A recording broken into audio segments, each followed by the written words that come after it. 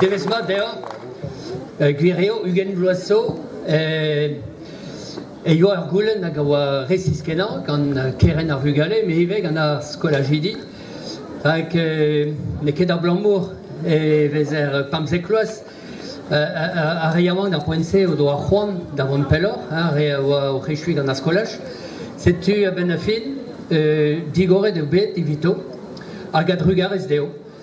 Il y a 20 ans, le lycée a démarré d'une certaine façon sous la pression d'une demande qui était transmise par les parents, mais aussi par les jeunes collégiens. Et donc, on s'est mis à y travailler, et je pense à toutes les équipes qui ont été remerciées, mais à une personne peut-être qui a dirigé ces équipes, c'était Lucian Kergoat, qui a permis finalement au lycée, et notamment au contenu et aux différentes matières, eh bien, d'être préparé et aux enseignants d'avoir de la matière. Du passé, j'irai vers l'avenir, regarde pesagon evidoume, et au monde, estreget à lycée, matrehe evoizo mendervez benag a dizale da gaout lycéal, mais a pesazo per vefe a boez evidoume ive, et au digeri et kichen trau neves, dreistol trezeg ar micherio.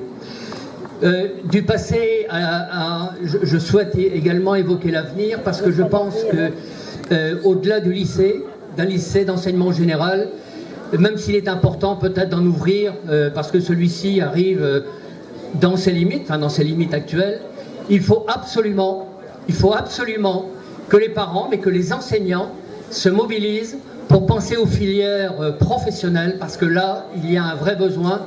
Et la Bretagne l'attend, et la jeunesse bretonne l'attend. Quel est vous?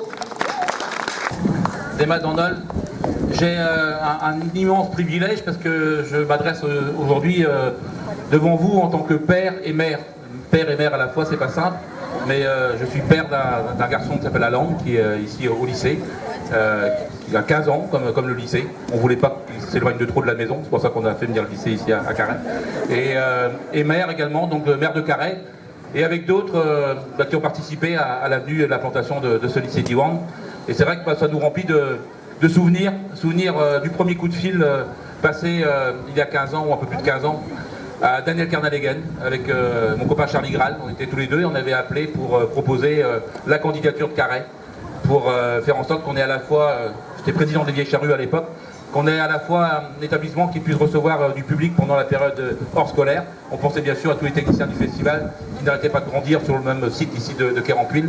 Et puis de l'autre, bien sûr, l'avenue d'un lycée en langue bretonne à Carhaix, faisant en sorte de transformer une ancienne maison de retraite en lycée, avec cet espoir de voir la jeunesse débarquer sur le POER.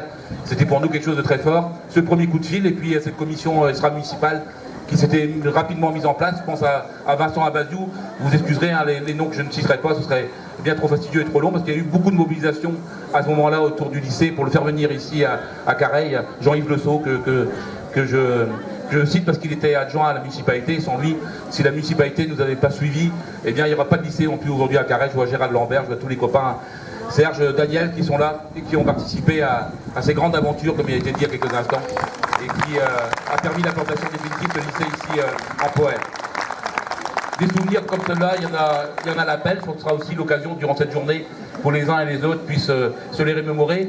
Se souvenir aussi, toujours avec Daniel Kernalegen, d'un chèque de 1 million de francs à l'époque fait par l'association Olivier Charrue dans le cadre de la plantation du lycée Diwan pour permettre à Diwan, Brave, là en général, d'éviter un plan de restitution judiciaire parce qu'il y avait un dépôt de bilan qui était prévu. Donc je crois qu'il y a des comptables qui s'en souviennent aussi du chèque qui avait été dressé au dernier moment et qui avait permis de sauver la situation à Diwan. Les grandes manifestations, faut pas oublier les bâtons dans les roues. Il y a d'autres qui l'ont dit avant moi et qui le diront encore après, j'imagine, que tout ça s'est pas fait sans grincement de dents de ceux qui ne voulaient pas voir ce lycée s'établir et prospérer, avec des inscriptions bizarres qui avaient été mentionnées à la région Bretagne à l'époque, qui faisaient que les décisions étaient attaquables. Et on se souvient de la grande manifestation qui avait eu lieu à Carhaix et qui avait permis de montrer aussi la détermination du peuple breton pour l'avenir de sa langue et l'avenir de ces jeunes ici en Bretagne. Souvenir aussi bien sûr de choses de la même nature pendant toute cette période qui a vu le lycée grandir. À une autre époque, celle aussi au conseil régional, où en même temps en donnant une co-officialité à la langue bretonne au conseil régional, ce qui était quand même à saluer, et en rappelant que le lycée de Diwan était le navire amiral de la langue bretonne, c'est ce qui était dit à l'époque. On ne trouvait jamais nulle trace du lycée Diwan dans aucun document officiel de la région, tout simplement parce qu'il n'avait pas d'existence légale.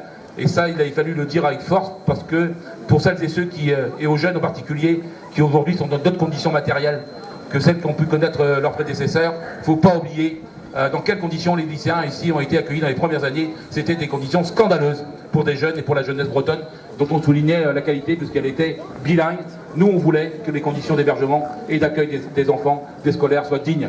Et c'est à travers cette volonté d'avoir su peut-être montrer un peu les dents, on peut toujours montrer les dents sans mordre, qu'on a réussi à faire en sorte que des travaux complémentaires soient menés pour que l'établissement soit ce qu'aujourd'hui on a la chance de pouvoir visiter.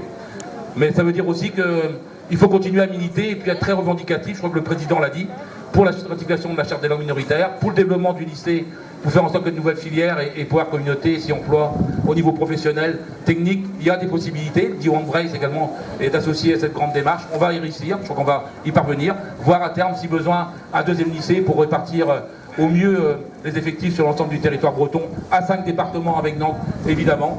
C'est tous ces combats-là qui nous restent à mener pour faire en sorte que, tout simplement, à travers sa langue bretonne, vive la Bretagne. Bevet Brace.